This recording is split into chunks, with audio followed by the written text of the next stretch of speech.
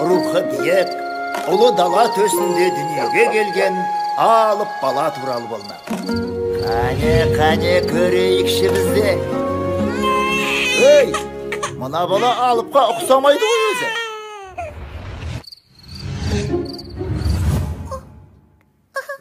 Бәсі, біз деген сәби, осында екен ғой.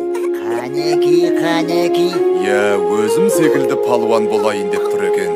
Олай болса, сенің атың...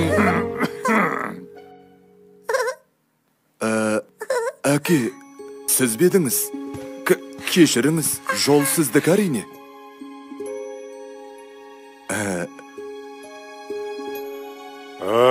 Бәрекелді. Атасы секілді палуан болайын деп тұр екен. Ендеше сенің атың Мұхан.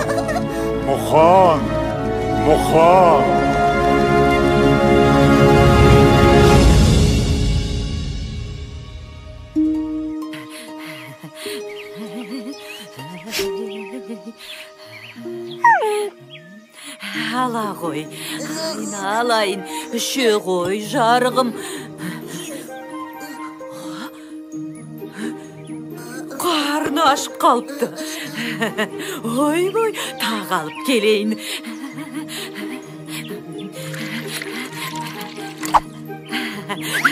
Үше ғой.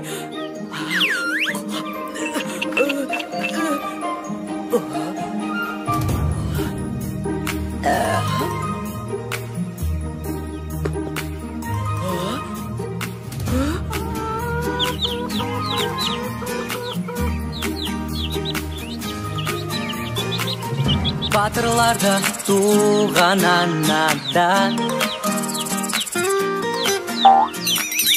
ақындарда туған анадан, батырдына барша қазақтың, келдім мәне ғажап күн, айналайын сендей балақтан. Тәңір берген көші бойында, жеңістерге жету ойында, білектіге басын имей, жауырыны жерге тимей, армандарға алда ұмтылар.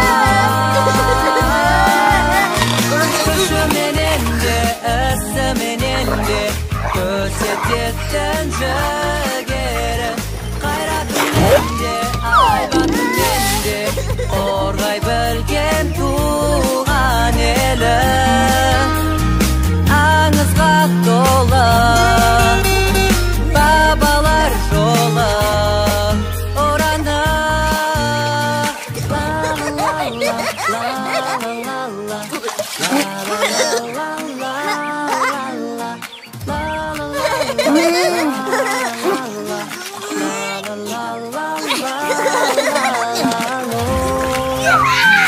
Аңызға толы бабалар жолы ораны.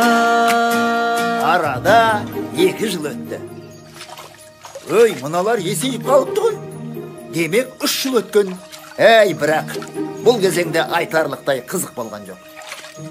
Міне, осы жастарында біраз қызықты оқиғалар болды. Ей, Мұхан, қорадағы қойларды өріске айдаңдар. Кеттік, Мұхан. Болсаңшы.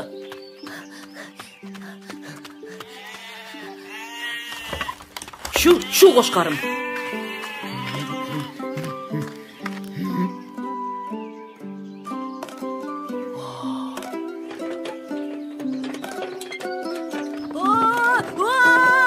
Мұхан, қаш!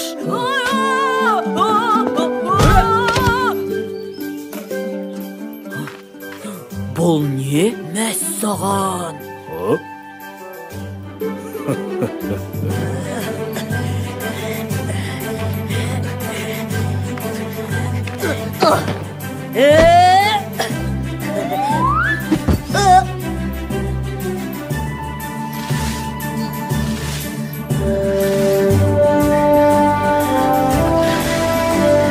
Yürüsün, şürsün.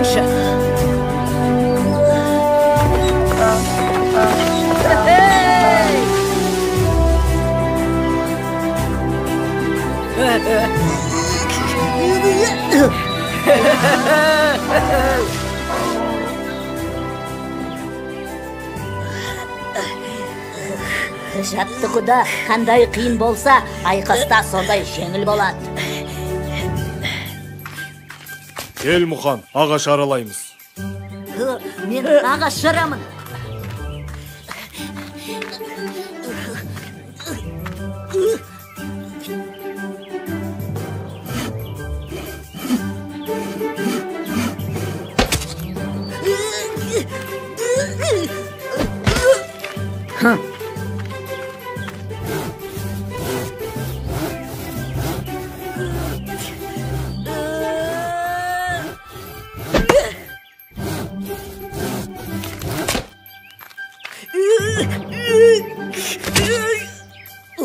Әкел, мен көрейін.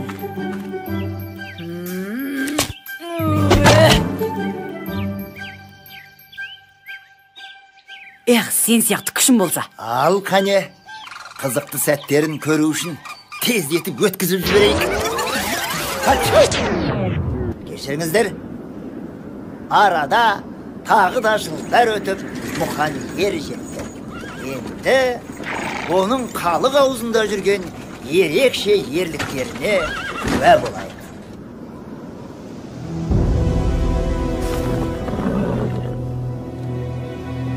Енді не істейміз, Мұқан? Білмеймін. Ауыл әлі алыс. Ай, далада қасқырға жем болатын болдық-ау.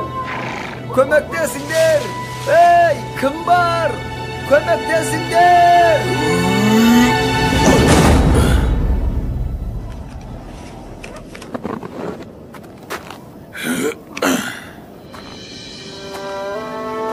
Мұқан, сенімдісің бе?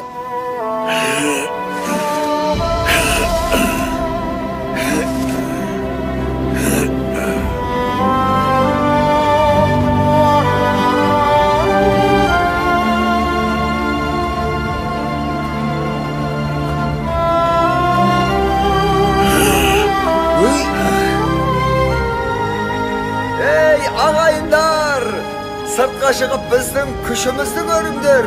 Мұқан екеуміз шөпті де, аттарды да аман алып қалдық. Міне, көріңдер.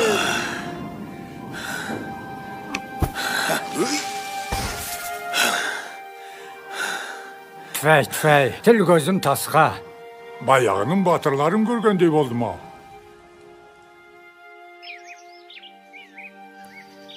Рахмет саған, Мұқан. Әрі қарай мен өзім барайын. Әкем көріп қойса, ұрсып жүрер. Жарайды, көмектескенде тұрған не бар? Ұрса қоймас.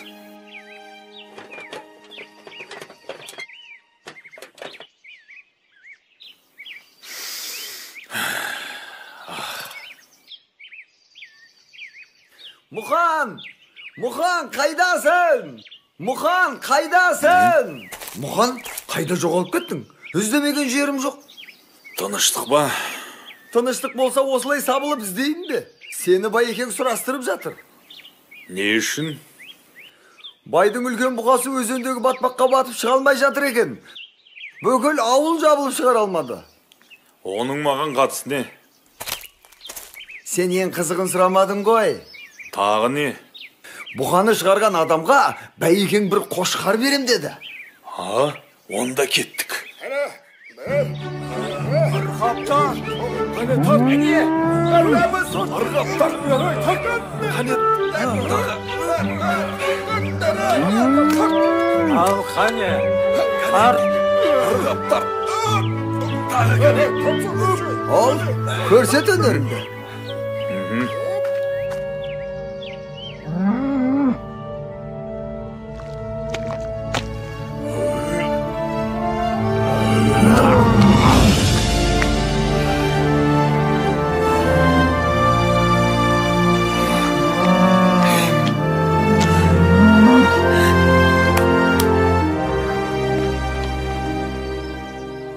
жөнінде көп естуші едім. Енді көзіммен көріп тәнті болдым. Отардан қалаған қошқарыңды таңдап ал. Ал өзің ертеңнен бастап менің ат қосшым болуға қалайсың? Мен білмеймін. Мұхан келісті. Олай болса, ертең қалаға жолға шығасың.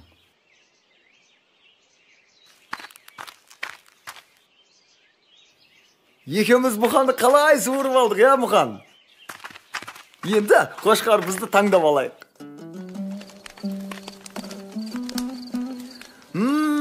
Иснай, не де болса бір тоятын болдық.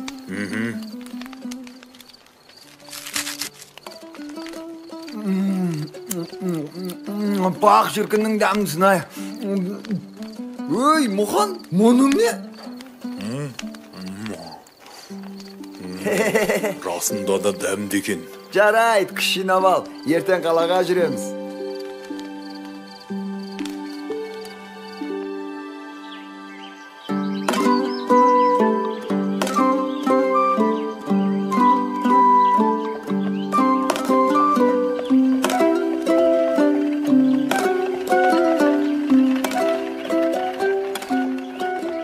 Байекеңнің жұмысын бітірдік. Енді ауылға қайту керек. Мұхан, қалаға күнде келе бермейміз ғой. Сәл-пәл арылап көрейікші. Әне, анда бір қызық болып жатыр. Жүрсеңші. Көрген дарманда, көрмеген дарманда. Цирк, көрген дарманда, көрмеген дарманда. Әлемге әйгілі сиқыршылар, балуандар мен аттың құлағында ойнайтын шабандоздар, клоундар мен сүйегі жоқ гимнастика шеберлері. Келіңіздер, көріңіздер. Циркке қош келдіңіздер. Естідің бе? Балуандар өнер көрсетеді дейді. Палуандар? Оған ақшамыз болмай тұр ғой. Ей, бір мәнісі болар. Көзімізді қиығымен болса да көрейікті. Мына жерден ештеңе көріп жарытпаспыз. Бір жолын табылды. Келесі тамашалайтындарыңыз орасан зор қара күштің иесі, Сібірдің қоңыр аюы Иван Балуанның өнері. Қарсы алыңыздар.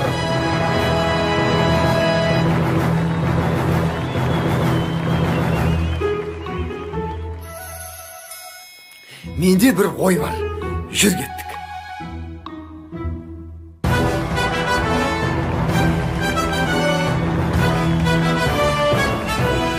Аю десе дегендей ақ екен. Ақ шіркін күшін-ай.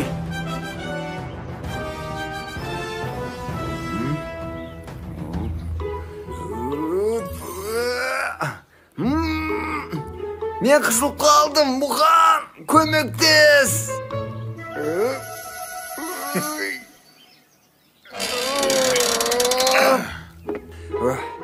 Кеттік.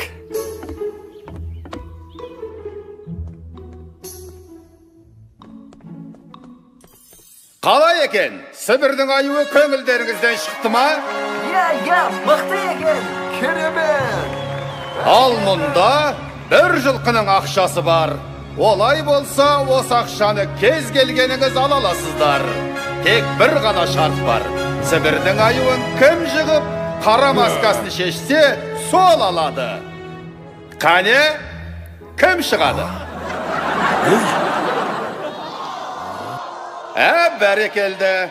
Қане, қара маскамен қайсың шығасыңдар? Алға. Мына жігіт. Не істеу керек?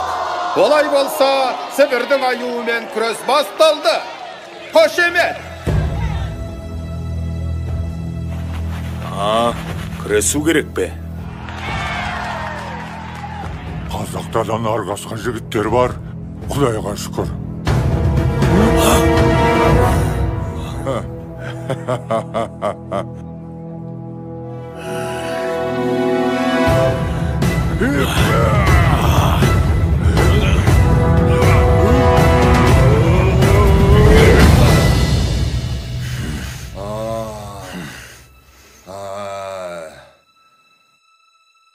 Жарайсың, Қазан. Бәрекелді. Алға, Қазан. Міне жеңімпаз, Қазақтың қарапайым жігіті қара масканы шешті. Қош емес. Шарт бойынша ақша саған беріледі. Ya, biz birgemiz. Әкеліңіз ақшаны.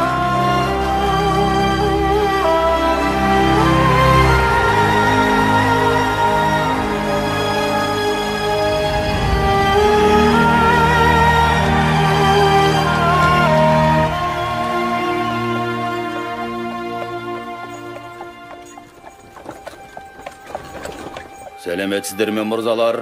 Мен осындағы күрес қауымдастығының өкілімін. Мұқан деген сіз бе? Мен? Сізде табиғат берген күш, ерекше дарын бар секілді. Мұндай күшпен сіз мына далада емес, қалада, яғни үлкен кілемде өнер көрсеткеніңіз дұрыс. Қаласаңыз, мен сізді қарамағыма алайын. Мен ойланып көрейін. Сонда күрескен үшін ақша бересіздер ме? Әрине алады, және де аз емес. Онда біз келістік. Олай болса... Қалай, қайда, қашан, кімге, немен барамыз? Жақсы, 10 күннен соң осында жолығамыз. Мен асыға күтемін. Сау болыңыздар. Көрдің бе Мұқан? Менімен жүрсең, қор болмайсың.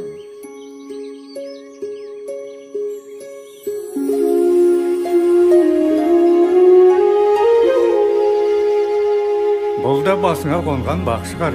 Үлкендердің көзіне түскенің дұрыс болған. Әке, олай болса батаңызды беріңіз.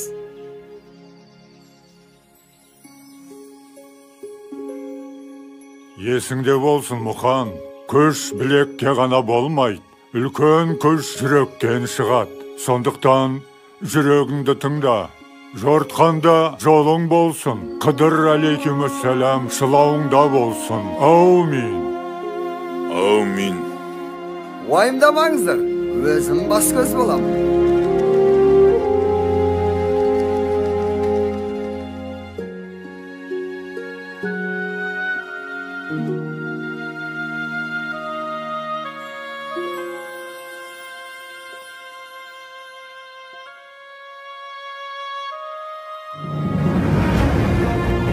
Әне осылай, Мұқан әлемдегі ең беделді жарыстарға қатысып, ең мықты деген балуандарды жеңеді.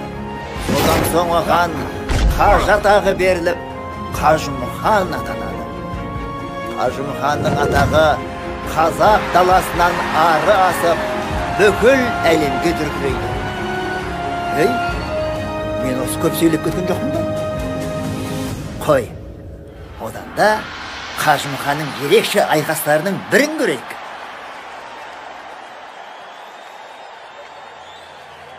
Мен Жапон балуаны Саракики. Жарысқа қатысқандардың бәрін талқандаймын. Бір ғана шартым бар. Күрес джиу-джитсу әдісімен өтетін болса. Қане, кім бар? Кілемге кім шығады менімен? Қане мырзалар, Жапонның балуаны Саракикимен белдесуге шынымен ешкім шықпайды ма? Есіңде болсын, Мұқан. Күш білекке ғана болмайды. Үлкен күш жүректен шығады. Қане көңілдірек, кім шығады? Олай болса, бүгінгі жарыстың чемпионы деп Жапон балуаны... Жаным арымның садақасы. Нар тәуекел. Мен шығамын. Қане, келесі батырымыз кім екен? Қарсы алыңыздар. Қазақ даласының балуаны Мұқан мырза. Дуғол шапалақ. Аха, мына қазақтың жүрегі бар екен. Қане, қолдап қойайық. Бастаңыздар.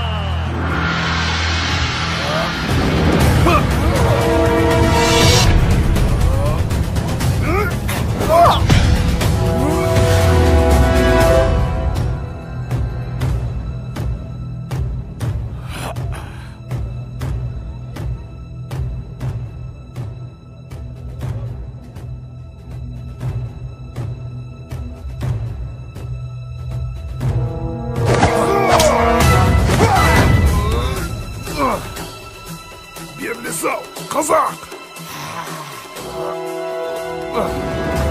Намысты қолдан берме, Мұқан! Қазақ еш қашан берілмейді.